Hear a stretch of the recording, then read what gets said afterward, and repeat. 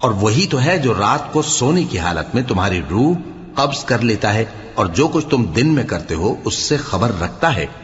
پھر تمہیں دن کو اٹھا دیتا ہے تاکہ یہی سلسلہ جاری رکھ کر زندگی کی مدت معین پوری کر دی جائے،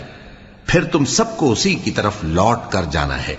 پھر وہ تم کو تمہارے عمل جو تم کرتے رہتے ہو ایک ایک کر کے بتائے گا،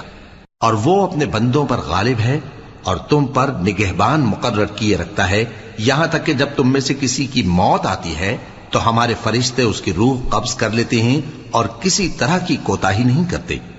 پھر قیامت کے دن تمام لوگ اپنے مالک برحق اللہ تعالی کے پاس واپس بلائے جائیں گے۔ سن لو کہ حکم اسی کا ہے اور وہ نہایت جلد حساب لینے والا ہے۔ کہو بھلا تم کو جنگلوں اور دریاؤں کے اندھیروں سے کون نکال لاتا ہے جبکہ تم اسے عاجزی سے اور چپ کے پکارتے ہو اور کہتے